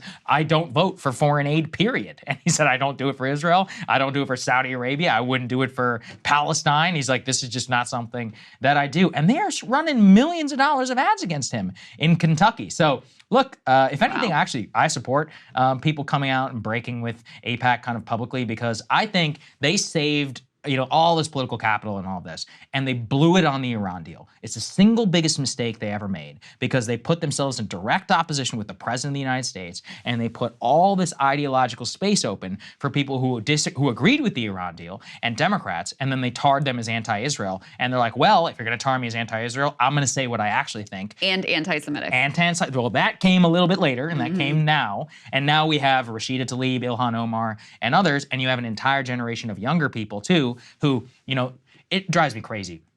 People are like, she's pro-Hamas. Okay, as I just laid out here, I think she conducts herself like a fool. I don't think she's pro-Hamas. That's a ridiculous statement. Yes. When you say you're pro-Hamas, you say, I support the terrorist attack of October 7th. Yes. So, words have lost meaning on anti-Semite, anti-Israel, anti-Zionism, pro-Hamas, pro-Palestinian, and they've tried, with great success, I think, to use that in the past for their tactics of the past. In the modern age, though, people just see right through it. It's just totally ridiculous. Maybe, but that amount of money, because remember, it's not like when they're spending that money that every ad is about Israel. It's about other stuff. It's about whatever they can find to try to dislodge this person from power. So, Ilhan Omar, actually, they kind of messed up last time around because they didn't really spend a lot of money against her, and she narrowly won. I was going to say, so if I remember, she ran 18 points behind Biden in her district, but she still did win. I don't remember the numbers. She won, but it was much closer than they expected. And so a lot of these members who have supported a ceasefire, they have a target on their back. And, they're denying the 100 million number that got reported of the amount of money that they're going to flood into these races. But, it's not something to sneeze at. And clearly they're making an aggressive effort to try to make sure that there is no sentiment in favor of Palestinian statehood or criticism of the Israeli government, or certainly, the current moment calling for a ceasefire. And it is remarkable because you remember Ilhan Omar put out that tweet. Remember, it's all about the Benjamins with regard to AIPAC money, and she was censured for that, and it was a whole thing. And so to now see Mark Pocan, who's much less of like a radical than she is, saying effectively the same thing in potentially more polished terms. But you're right, the mask is kind of off, and people now feel more comfortable calling out exactly what's happening here. Can we all just now acknowledge it was like a temporary insanity in American politics? She's obviously right, and she's still right today. She was right. Yes, that's a whole justice for Ilhan.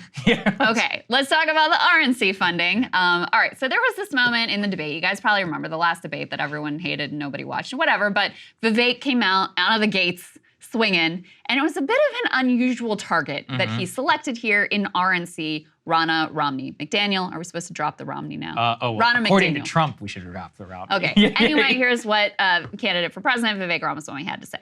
We've become a party of losers at the end of the day. It was a cancer in the Republican establishment. Let's speak the truth. I mean, since Ronna McDaniel took over as chairwoman of the RNC in 2017, we have lost 2018, 2020, 2022, no red wave that never came. We got trounced last night in 2023. And I think that we have to have accountability in our party. For that matter, Ron, if you want to come on stage tonight, you want to look the GOP voters in the eye and tell them you resign, I will yield my time to you. And frankly, look, the people there cheering for losing in the Republican Party. Think about who's moderating this debate. This should be Tucker Carlson, Joe Rogan, and Elon Musk. We'd have 10 times the viewership, asking questions that GOP primary voters actually care about and bringing more people into our party. You think the Democrats, and we've got Kristen Welker here. I think it's preposterous to blame Ronna McDaniel for the losses in Virginia, for, the losses on all the abortion ballot measures, the underperformance in the midterm. I mean, it's very clear what the big factors were here. But there is some interesting reporting about something that, is going on behind the scenes. I don't think he has a point. But anyway, put this up on the screen from the Washington Post with regard to the RNC's funding. Apparently, the Republican Party's finances are incredibly worrisome to party members, advisors to former President Donald Trump, and other operatives involved in the 24 election effort.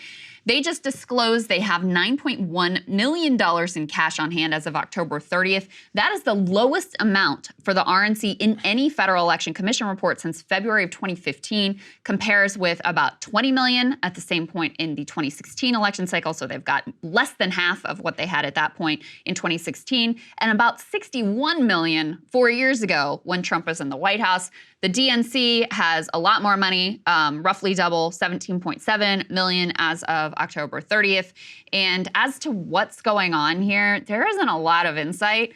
You've got a Tennessee RNC member who said it's just a revenue problem. We're going through the same efforts we always go through to raise money, the same donor meetings, retreats, digital advertising, direct mail, but the return is much lower this year. If you know the answer, I'd love to know what the staff has managed to tighten down on expenses to keep the party from going into the red.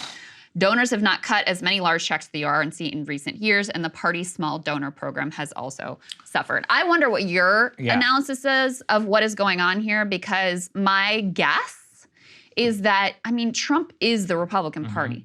So, and we know the way that he really burns through his fundraising lists and exhausts donors with just constant repeated requests.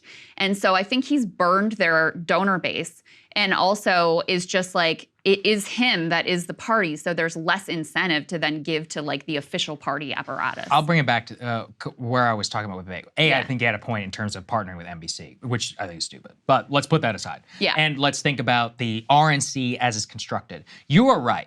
Macro level, it's never going to change anything. But I know a lot of people who actually worked at the RNC, and they were very proud because of a lot of money that they brought in 2012, is that they invested a ton of the Romney money and all the other things in that time for a voter outreach system, which dramatically outperformed the DNC's similar technology in 2016, which, again, it's mostly because of Trump, but for these party apparatuses, it's all about infrastructure for smaller organizations, right? And candidates like Act Blue has been a massive success for Democrats, and Win Red has been not as good.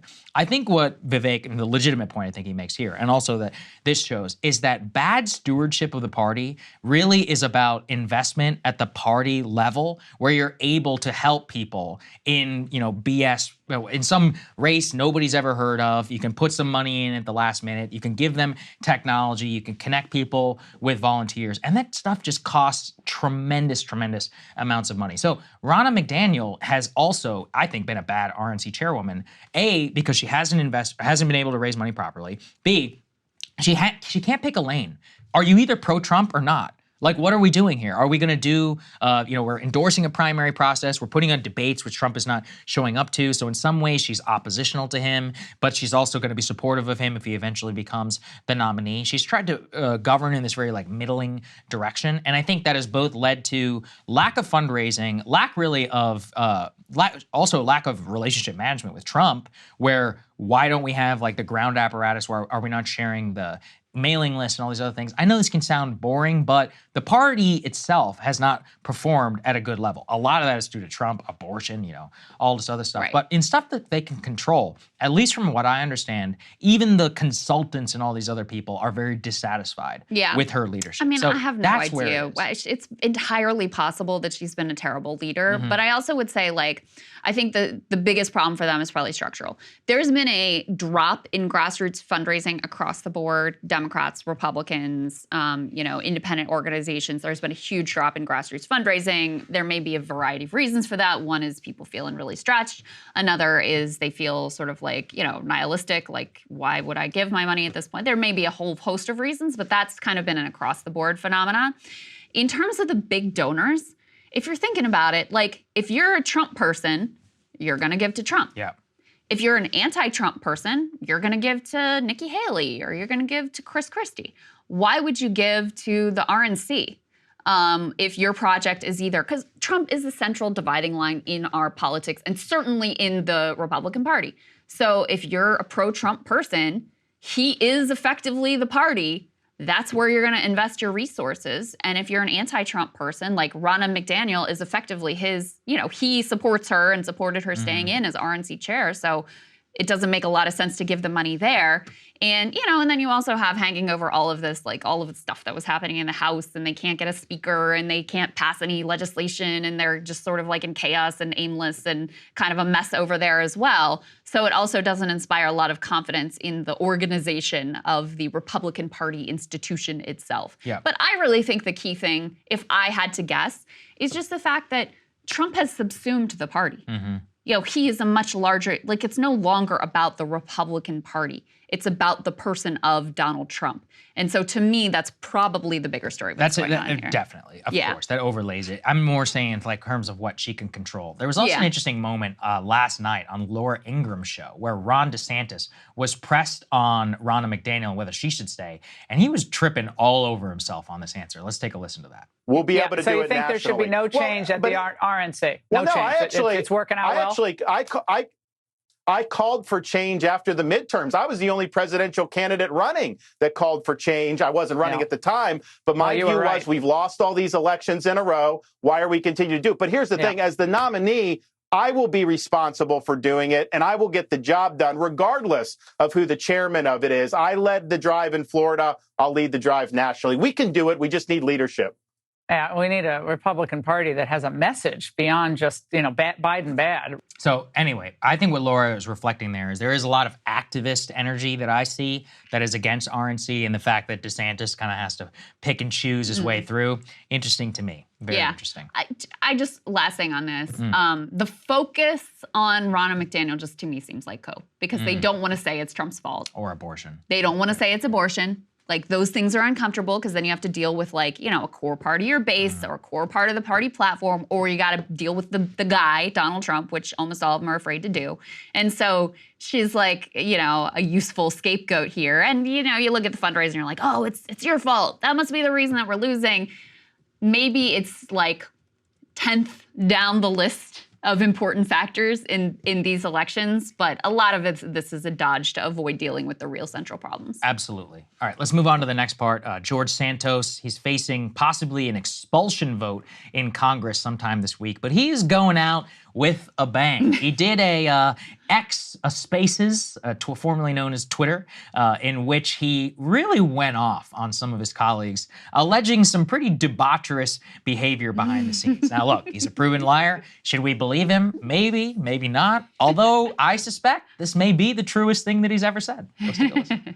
I have colleagues who are more worried about getting drunk every night with the next lobbyist that they're going to screw and pretend like none of us know what's going on and sell off the American people, not show up to vote because they're too hungover or whatever the reason is, or not show up to vote at all and just give their card out like fucking candy for someone else to vote for them. This shit happens every single week. Reporters don't care to write about adultery anymore. And trust me, there's been plenty in this Congress. And nobody writes about it anymore because George Santos is here. They should look at it this way. Look, with George being around, a lot of this shit's going to go under the rug because none of the reporters write about it anymore. Just putting that out there because I think it's relevant. who has no real track record of trading, this member has been able to outperform every single pointed measure of stock trading this year so far. I mean, talk about insider trading. And there's so much proof to just pinpoint to dates and times of when trades happen and when information was bought in front of that specific committee. He is going to be undermined all throughout this election process by the very people that should be supporting him. These people will undermine him. They will get in his way. They will redirect voters from him to others. Make no mistake, there's a lot of members in this body who hate Donald Trump. So this has been his strategy, is to wrap himself in the shroud of Trump and be like, I'm on Trump's side. That's why you shouldn't take me out, as if it's That's not. why he cares so deeply about adultery. Yeah, he cares a lot about adultery. That's why he had an OnlyFans account that he paid for with his campaign finance funds. My favorite is when he went on TV and he claimed he didn't know what OnlyFans was, and then is exposed to have been having an account. Okay. Certainly interesting. Reminds us a little bit of the Madison Cawthorn event. Let's put this up there on the screen. Don't forget, whenever he alleged that there were GOP lawmakers engaged in orgies and who did key bumps of cocaine in front of him, he drew a huge ire from Kevin McCarthy and others who forced him to apologize. And again, it's possible he was telling the truth too. But all of this is in the backdrop of Santos facing an expulsion vote. Let's go ahead and put Axios, please, up there, where it currently looks like Santos says that he will not resign, that he will not resign, but is facing a vote of expulsion after that ethics committee report was released, which was the thing that Kevin McCarthy and Mike Johnson and others had held on to. Johnson said that he spoke with Santos yesterday and that they're, looking at a variety of options, that he's kind of thinking about what he wants to do. But Santos has been pretty unequivocal that he won't resign. But of course, it'd be pretty humiliating to get expelled from Congress. He would be the only sixth person in American history. This man is impervious to humiliation. Yeah, that's true. America's congressman. He just tells everybody what they want to hear whenever they, you played volleyball? I played volleyball. Oh, God, you're Jewish? I'm Jewish. Oh, you have a connection to the World Trade, to the 9/11? Yeah. Oh, my mom was killed in that attack. So listen, for him, for Madison Cawthorn, whatever, we are all prepared to believe the most salacious things you have to say about your colleagues there. Yes. But you got to bring some receipts, okay? Especially at this point. Credibility is not exactly at a high watermark, shall we say, right at this moment. So, if you're going to spill the tea, good. Bring some receipts. Tell us who. Take some videos. Names. Yeah, go ahead. Send me the video. I'll publish it. Expose the truth. Yeah. Expose the truth. We're all cheering for you, buddy. Anyway, so will he get expelled or not? We'll see. It remains to be seen. If the vote will likely happen sometime this week. I mean, the Democrats are almost 100% on board. There have been some dear colleague letters that have been circulating of Republicans being like, hey, maybe we shouldn't kick him out. But the biggest issue for Santos is that even his Republican Party, remember this, at home, they want him to go. They want him to resign. Yeah. The people who are in his office say that they won't work with him. The mayor and others say that I absolutely refuse. So the local apparatus, the population, the Republican Party, and now House leadership and others, I don't think he's going to last. If it comes to a vote, of which is very possible, I don't think he'll last. It looks like the swan song days for our great times with George Santos. I'll miss his fashion and his lip filler and so many other things. He was the baby he was carrying around. Still don't know about that one. Maybe husband, whether it's true or not. There's so many things I'm going to miss. So many mysteries about Mr. George Santos, as you said, America's congressman. Okay, guys, thank you so much for watching. I know it's been a long show today. We've got the merchandise on for sale. We, of course, have our discount going for our yearly subscription. We love all of you. We have a great Counterpoint show for everyone tomorrow, and we'll see you all on Thursday.